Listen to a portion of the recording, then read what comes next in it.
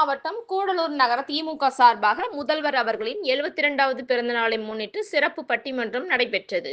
மாண்புமிகு தமிழ்நாடு முதல்வர் அவர்களின் 72வது பிறந்த நாளை முன்னிட்டு மின்சாரத்துறை அமைச்சர் செந்தில் பாலாஜி அறிவித்தலின்படியும் கழக துணை பொதுச் செயலாளர் மற்றும் நீலகிரி பாராளுமன்ற உறுப்பினர் ராசா அவர்களின் ஆசியுடனும் கோவை வடக்கு மாவட்ட செயலாளர் தொண்டாமுத்தூர் ரவி அவர்களின் நல்லாசியுடன் சிறப்பு பட்டிமன்றம் கோவை கூடலூர் நகராட்சி செயலாளர் மற்றும் கூடலூர் நகரமன்ற தலைவர் அறிவரசு தலைமையில் சாமி செட்டிப்பாளையம் பகுதியில் உள்ள சால்சல்ஸ் மைதானத்தில் நடைபெற்றது. இதில் சிறப்பு விருந்தினராகவும் பட்டிமன்ற நடுவராகவும் நாவுக்கரசர் நாஞ்சில் சம்பத் அவர்கள் கலந்து கொண்டார். பட்டிமன்றமானது பிறந்தநாள் காணும் திராவிடம் மாடல் முதல்வரின் ஆகாயம் அளாவிய புகழுக்கு காரணம் முத்தான சாதனைகளை மற்றும் சித்தான லட்சியங்களை என்ற தலைப்பில் பட்டிமன்றம் நடைபெற்றது. முத்தான சாதனைகளை என்னும் தலைப்பில் கவிஞர் மில்லர் மண்டேலா மற்றும் இசை பேராசிரியை மலர்விழி முத்தான லட்சியங்களை என்னும் தலைப்பில் முனைவர் மானசீகன் பேராசிரியை மனோன்மணி கலந்து கொண்டனர். இறுதியாக பட்டிமன்றத்தில் லட்சியங்கள் இருந்தால் சாதனைகள் புரியலாம் என்று நடுவர் நாவுக்கரசர் நாஞ்சில் சம்பத் பட்டிமன்ற தீர்ப்பை வழங்கினார்.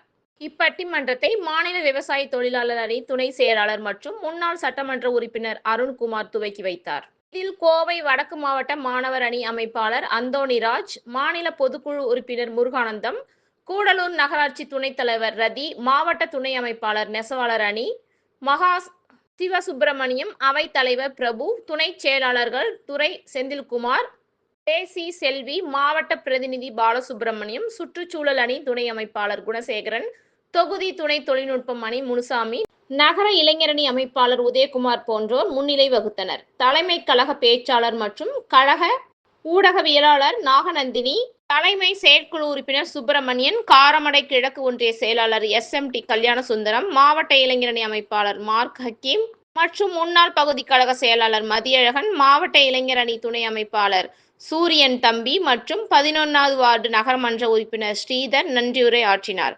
இந்நிகழ்ச்சியில் திமுக நிர்வாகிகள், கழக உடன்பிறப்புகள், தொண்டர்கள் என ஏராளமானோர் கலந்து கொண்டனர். ஆகவே அண்ணன் ஸ்டாலின் அவர்களின் கோபுர பெருமைக்கும் ஆகாயம் உலாவிய புகழுக்கும் பெரிதும் காரணம் லட்சியங்களே என்ற தீர்ப்பை விளங்கி, நான் இவ்வளவு பேசி இப்படித்தான் தீர்ப்பு வழங்கியான்னு மலர்வழி கேட்டால் கோபித்துக் கொள்ள வேண்டாம். ஈரமான நேரத்திலும் இந்த நிகழ்ச்சியை நடத்திய அறிவரசின் வீரத்தை பாராட்ட வார்த்தைகளை சொல்லி விடைபெறுகிறேன் என்று. தமிழ்நாட்டின் நலன்களையும் எதிர்காலத்தையும் யாருக்காகவும் எதற்காகவும் விட்டுத்தர மாட்டோம். தமிழ்நாட்டின் உரிமைகளுக்காக ஒன்றுபட்டு போராடுவோம். தமிழ்நாடு போராடும், தமிழ்நாடு வெல்லும். இதுதான் ஒரே இலக்கு.